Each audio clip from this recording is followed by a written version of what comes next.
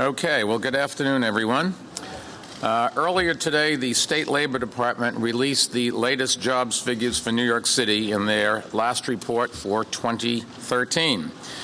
These are not yet seasonally adjusted numbers. Those seasonally adjusted figures will be released later today.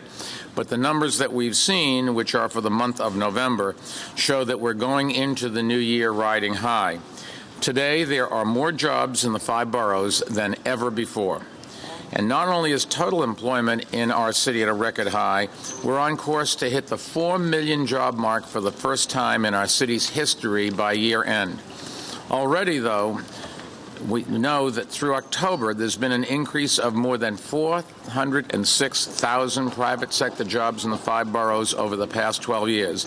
And even though those years were marked first by the steep recession that followed the 9/11 terrorist attack and then by the worldwide financial collapse in 2008, private sector jobs here have grown by more than 13% since the end of 2001, compared to less than 5% growth in the nation. In fact, through October, we've gained almost 320,000 private sector jobs since the end of the Great Recession 4 years ago. We've recovered 327% of the jobs that we lost when the economy collapsed, compared to only 80% of jobs recovered nationwide. And a recent report by the Federal Reserve Bank of New York used a range of economic indicators, including job growth, to show that since 2001, the growth of New York City's economy has dramatically outpaced that of New York State and New Jersey. That job growth creates opportunities for better lives for New Yorkers in all 5 boroughs, and it's why our population today is also at a record high, and that includes Staten Island, where the population grew by more than 17,500 people between 2001 and 2012. You did a good job.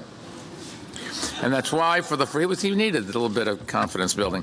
And it's why for the first time since before 1950, more people are moving into New York City than are moving out. And creating such opportunity has been the goal of our administration's 5-borough economic development strategy. Over the past 12 years, we've focused on making our city more livable and more business-friendly, on unlocking the potential of once blighted areas, and also diversifying our economy. And today's jobs numbers are expected to show all 4 elements of that strategy continuing to pay off for New Yorkers. Just look at how that strategy continues to strengthen Staten Island and our entire city, starting with the schools, parks, transportation, and community life that define livability. Because of how we're transforming our city's public schools, the 4-year high school graduation rate here on Staten Island has climbed by almost 13% in the last 7 years alone. And as a result, today, nearly 75% of Staten Island students graduate within 4 years. And since 2002, we've added more than 360 acres of parkland to what's already the greenest borough. More parkland in this city, in this borough, percentage-wise, than any other. That's right. The new Fresh Kills Park will give Staten Island and our city 2,000 more acres of parkland in the years ahead. And as you know, we've completed a $130 million renovation of this St. George Ferry terminal, modernized the Staten Island ferry fleet, and brought select bus service to Staten Island as well. We've recently announced plans to convert 46 vacant acres in Willowbrook as a new seniors-oriented community called Landmark Colony. And working with the great borough president of Staten Island, Jim Molinaro, and other Staten Island elected and community leaders, we're carefully rezoning many areas of Staten Island to protect them against the overdevelopment that diminishes quality of life. And all of those steps have kept Staten Island a place where people want to live and businesses want to locate and expand. Then, second, comes making Staten Island and our whole city more business-friendly. And here the numbers truly speak for themselves. From 2002 through last year, there was nearly a 19% increase in the number of private employers on Staten Island and a 17% increase citywide. And that compares to an increase of just 12.6% nationwide. That shows, I think, that we're doing a lot of things right when it comes to fostering the small businesses that are the engine driving New York's economy, and huge credit goes to our Department of Small Business Services. Today, there are 68 business improvement districts in the city, and most of the 24 new bids that Rob Walsh and his team at Small Business Services have helped create are outside of Manhattan. Last year alone, Small Business Services also placed some 29,000 New Yorkers in jobs. Compare that to the merely 500 job placements the city made back in '04. We also know that Hurricane Sandy hit many small businesses on Staten Island very hard. Immediately after Sandy, the city provided some $1.8 million in loans and matching grants to more than 70 businesses here. And we're continuing to administer federal Sandy relief money for small businesses on Staten Island and throughout the city. The third critical element in our job creation strategy is what we've done and what we're continuing to do to unlock the economic potential of neglected parts of our city. And a good place to see that is here on Staten Island's North Shore. For years, this area stagnated economically. It was symbolized by the home port, a prime waterfront location that sat unused and increasingly derelict for nearly 2 decades after the U.S. Navy closed its base there. There were years of false starts. We've broken that log jam finally, and 6 months ago we broke ground on a new $150 million residential and commercial development at the home port site. It is the leading edge of roughly $1 billion in private sector investment that will revitalize the North Shore in the next several years. A revitalization that will include new housing, new stores, a new hotel, and also the largest Ferris wheel in the Western Hemisphere, a world-class attraction, waterfront attraction that will bring tourists flocking to Staten Island. At the Kingsbridge Armory up in the Bronx, as far away from here as you can get and still be in the city, the other side of the city, in the Seward Park Urban Renewal area on the Lower East Side, and which is right in the middle between those two, and in the once blighted area, other once blighted areas throughout the city. We've ended years of stagnation and cleared the way for projects that will bring new jobs and opportunities for decades to come. Fourth and finally, we're creating a more economically diverse New York, freeing the city's economy from the steep ups and downs of the Wall Street boom and bust cycle. Our administration is actively promoting industries that are growing today and that will continue to grow in the decades ahead.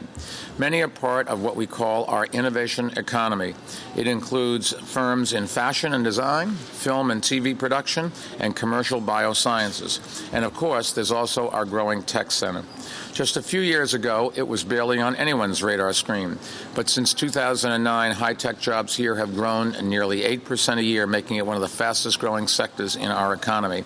And the most far-reaching economic development initiative the city may have ever undertaken, the partnerships with many of the best engineering schools in the world that are creating new appliance schools here, is going to be a game-changer for our city's economy for decades to come. It's going to spin off hundreds of new businesses, create tens of thousands of new jobs, and vastly deepen the city's pool of engineering talent.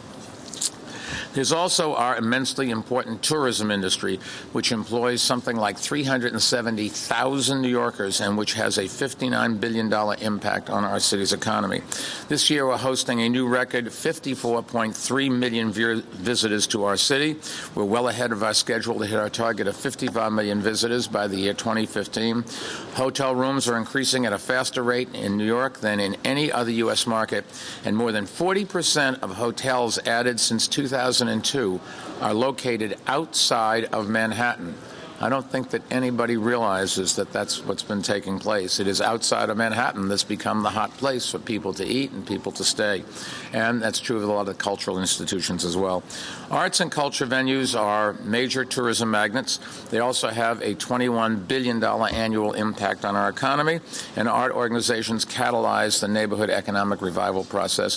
For example, the restoration of the St. George Theater, which our administration helped fund, kickstarted the North Shore's revival. Because of projects like it and because of the ongoing revival of the North Shore neighborhoods across our city, more New Yorkers have private sector jobs than ever before, and the best days for our city are still ahead. The best days for Staten Island are ahead, too, and that's because his successor here will have the good work of Borough President Jim Molinaro to build on. Would you say a few words? Yes. Thought you would. Thank you. Thank you, Mr. Mayor. Well, it's the end of 12 years. 12 years that have been very good to New York City and obviously to Staten Island. And it started off a little rough. You know, we came into office, there was 9/11 just happened. And the mayor inherited a $4.5 billion budget deficit. And he made some commitments to the people of Staten Island. He told the people of Staten Island, I will never reopen the dump. And after 9/11, there was tremendous pressure to stop shipping out garbage at $125 a ton and just to dump it right back at the Fresh Kills. And the mayor says no. He had a press conference. He said, I made a commitment to the people of Staten Island that lived under this tragedy for 48 years that it would not be reopened. And he didn't reopen it. So that was one of the things. And he worked with the city of New York, and he worked with Staten Island. And, you know, it's very easily to forget where we came from in 2001 and where we are now. You heard some of the figures. You heard some of the improvements that were made.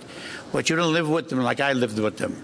You know, I saw almost 2,400 new school seats built in Staten Island. I saw 7 schools built in Staten Island since 2012. I saw thousands of jobs created in Staten Island. I saw the mayor coming up front and got Pratt to build the second plant. The first plant was there. He hadn't built the second plant. And now we're bolting and completed the third plant. So these are the things that the mayor did for the city of New York and what he did for Staten Island. We in Staten Island are grateful that he was able to bring us back, and his legacy is just tremendous. And there's 2 different parts of his legacy which I think that we should all remember. That 10 years from ago, you could go into a restaurant and get polluted with smoke. And today you cannot. You go into a restaurant and you'll walk out a lot healthier than you walked in. Maybe the food won't make it that much healthier, but the air will. That was the first thing. And what he did for us in education, he mentioned how many children are graduating from high school, but the other part is that we have the lowest dropout of children from high school in the history of New York City. That's amazing. And that was done because the mayor of New York said, we have to get rid of social promotion. People can go into the 5th grade if they can't do 2nd grade work. And the accomplishment from that, 8 years later, is enormous. And it reaches the point where our students that are going to city colleges are better prepared today. So I thank you, Mr. Mayor, for doing what you did for Staten Island and for New York City. Let me just say, and I mean this from the heart, it really is true. Without Jim Molinaro as borough president, most of the things on Staten Island would not have gotten done. He has been tireless in working for the people of Staten Island. When it's not popular, he still does it. When it's popular, he does it. He says what he believes, maybe to a fault for some people, but I find it so refreshing. This is not a politician. This is a real leader. And he has spent more time in City Hall lobbying for things for Staten Island than any other borough president. And I've just watched him. He has really delivered for the people of Staten Island. He's going out on a high, I think, with virtually everybody thinking he's done a great job. Jimmy Otto's coming in as the next borough president, and he's going to have a hell of a base to build on and to take Staten Island to even greater heights. Now, we talked about new small businesses getting a revival on the North Shore of Staten Island. Our Economic Development Corporation recently picked the winners in a Race for Space competition to fill storefronts along the North Shore. And one of the winners, Fuad Kaprik, who's right here with me, he and a cousin are going to open a new restaurant, Fire Grilled Burgers it's called, on nearby Bay Street early in the new year. So, Fuad, congratulations. I'm looking forward to eating a fire-grilled burger. I am really disappointed that you didn't bring some fire-grilled burgers for us. And I would have been happy to testify that they tasted good. I'm sure they are going to. I would scoff one down in a second. You want to say a few words? Yes, please. Just like to thank Mayor Bloomberg and also Borough President Molinaro for inviting us here today. I can't believe that we're actually here with you guys. This is excellent. You guys have done a great job. I'm born and raised in Staten Island, and when I tell you from what I saw from when I was younger to now, the change is unbelievable. And that's one of the reasons that me and my cousin Alim decided to invest in opening up a spot here, because we were fine with what we were doing with our day jobs, where we said, you know what, we see the revitalization, we see everything that's happening, and we really wanted to be a part of this. And we really appreciate all the hard work you guys did, because if it wasn't for you guys, I don't know if anybody else would have been able to do it. Otto, though, we met Borough President-elect Otto, and he also seems to be well on the straight path with you. So we hope that you guys do visit us for Fire Grilled Burgers. Our doors are always open. We apologize for that. When are you going to open? We're hoping to open in January 4th. So if everybody wants to mark your calendars and come on by, we really appreciate it. Mayor Bloomberg, if you want to come on by, we'll have a burger ready for you with extra pickles. I'm going to be away for the first 2 weeks in January, but I make a commitment right now. I'm coming. Say again? 1077 Bay Street. Can't take it for free. And one thing we're looking to do in that effect is hitting the $9.95 price point for a meal, because we see that like a lot of burger places, the prices have gone really high. So we understand that families, don't want to go pay $15, $16 for a premium product. So we're trying to stay right below that $10 point. Just make sure you get an A rating from the health department. A. We'll focus on A. But thank you very much, guys. Good luck to you. Thank you, Mayor. And I do remember when I started my business, you can always tell somebody said, who's the owner of the store. It's the guy sweeping up late at night. Yeah. And you're going to have a great experience, and good luck to you. Let me just summarize for our Spanish-speaking New Yorkers. Estamos a punto de llegar a 4 millones de trabajos a fin de año. El nivel de empleos en nuestra ciudad ha llegado a un número récord y sigue subiendo. And with